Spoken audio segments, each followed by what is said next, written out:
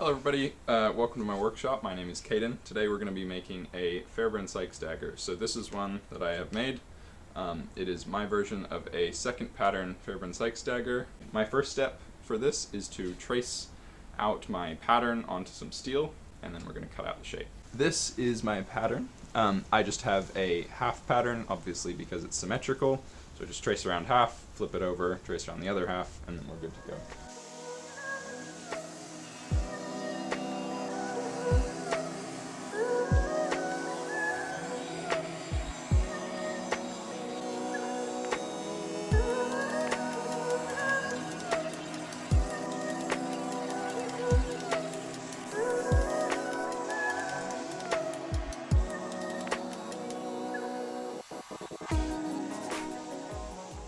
So the Fairbairn Sykes is profiled off the angle grinder, and I just wanted to talk a little bit about my approach to forging versus stock removal. So I'm making these 4 knives at the same time, and they're all stock removal knives. When it makes sense to use stock removal, I will use stock removal. It's a much faster process. It saves the customer money, it saves me money, and it basically produces the same amount of waste as forging, in my opinion. Yes, you can forge very close to shape. I don't like to do that because it can introduce problems later down the line. So I tend to just forge profiles. Sometimes I will forge bevels if I want a really nice scale finish along most of the blade. But for stuff like this, where the whole thing needs to be polished anyway, it makes way more sense to just stock remove the blade. When you stock remove stuff, you're going to get offcuts. So these are what I would call my non-useful offcuts. That's from these four knives. I've got 5 little pieces of steel. They could be used. I'm not going to use them, but 5 little pieces of steel. My useful offcuts are these. These were in between the blades. We've got one more.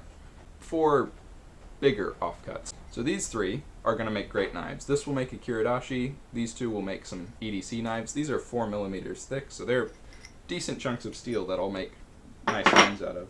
This one may look like it could probably fit into the useless or non-useful offcut pile, but this will make a great graver. So when it makes sense to forge stuff, like if I have weird shapes of steel like this, I'm going to forge something out of that. That's going to become a really nice knife. When it makes sense to stock remove something like this, where it needs to be fully polished, I'm going to stock remove it. Yeah, just thought I'd talk about that. Now it's time to grind my edges, make sure everything's clean, and get these exactly to profile.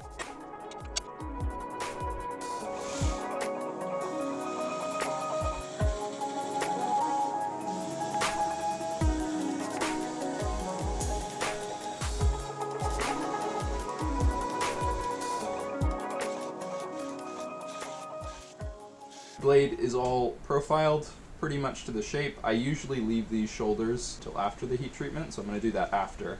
But we're going to throw this in the forge and get this heat treated.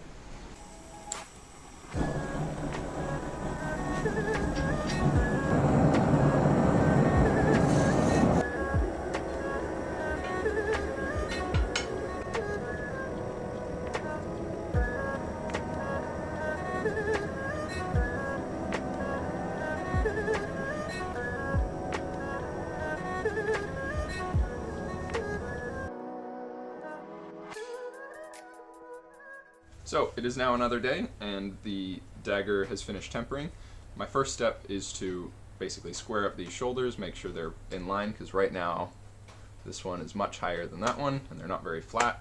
So I'm going to do that, and then we'll get to work marking out the bevels.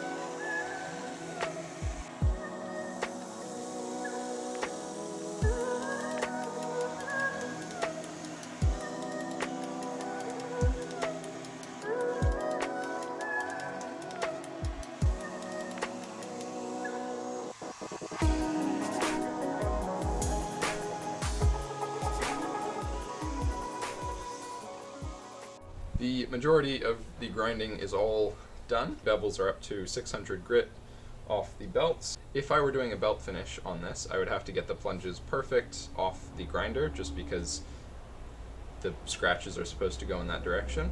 But because I'm doing a hand sanded finish on this, I can use what's called a waterfall platen, and that allows me to get a perfect radius on each of the plunge lines. I'm just going to take it to the waterfall platen, grind in those plunges, and then we're going to be ready for hand sanding.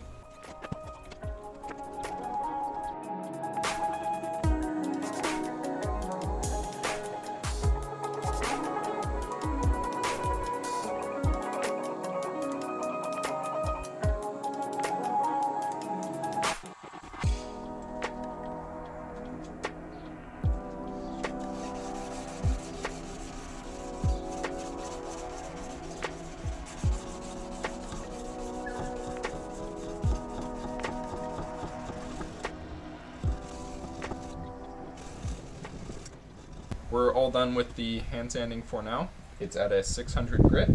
So I've just cut out this piece of mild steel, I've flattened it and squared off all the edges, and I'm going to do my layout for my guard pattern. So this is going to slide onto the tang and sit right there. So yeah, we're going to mark this out. I give you anything you want. I discipline you. But you're going to embarrass me like this? No, so now I'm going to cut his hair, send him to school with a bald head.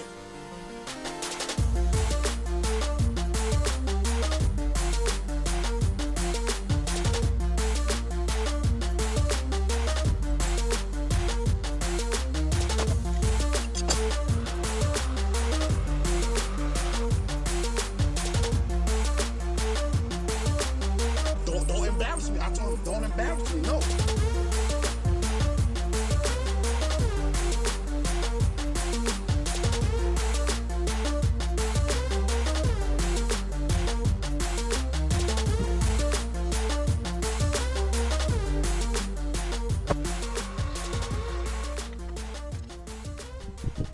The guard fit up went really well. I didn't even have to use files, it just came straight off the mill and fit up pretty much perfectly, which is great. So now we're moving on to the handle. I have this drawing that I use for every single first and second pattern handle that I use, and I have this chunk of brass.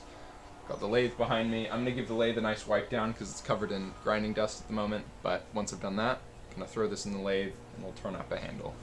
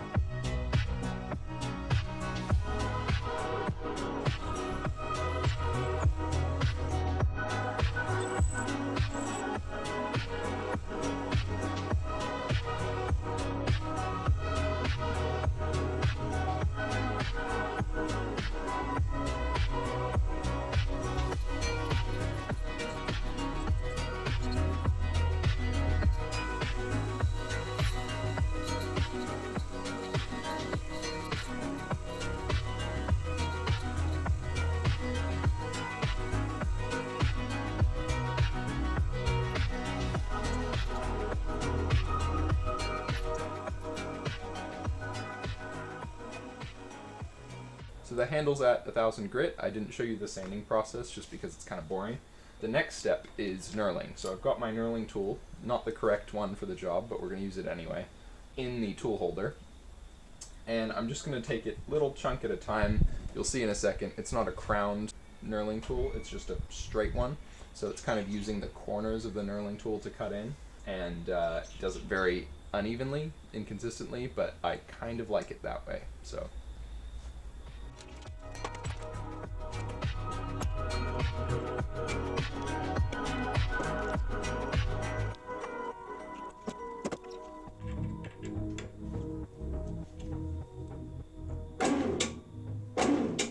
So here we have our knurled pattern. It's all in there.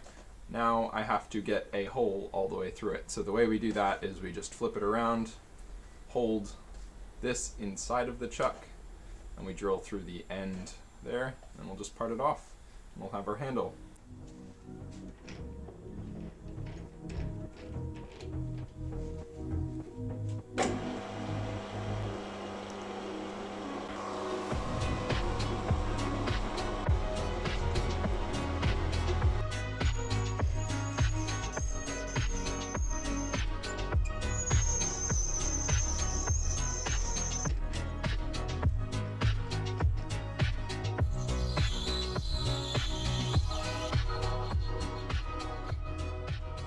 So now that the handle's off the lathe, we can start fitting it up to the blade.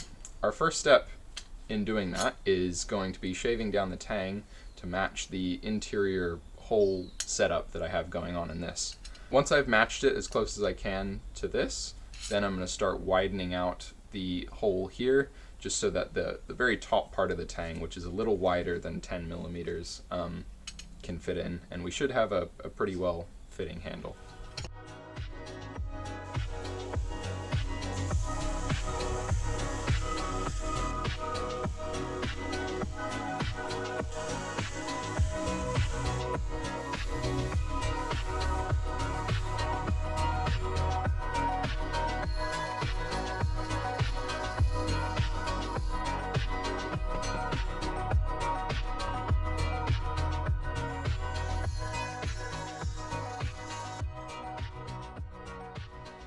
The handle fits all the way down, which is cool.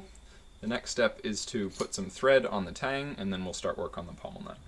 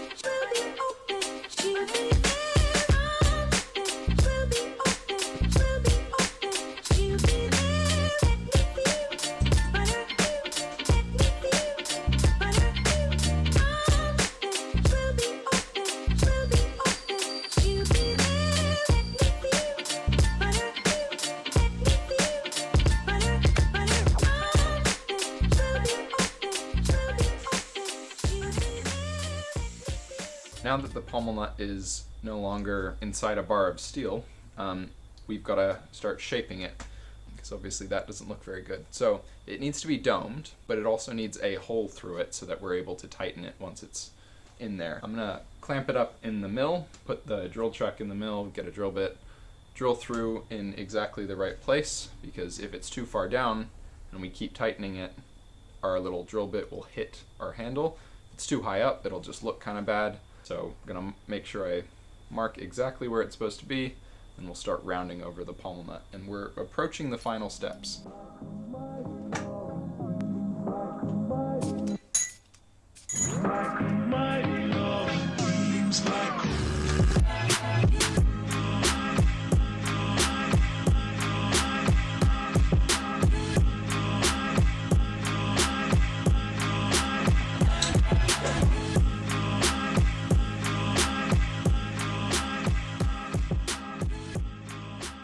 Took a little bit more messing with the guard to actually get it to sit all flat, but it's fitting up and it's all looking really nice. So the last step of the construction is to shape the guard, because obviously we don't want this giant rectangle here. So I'm going to do my layout lines, and then we're just going to hop on the grinder and start shaping.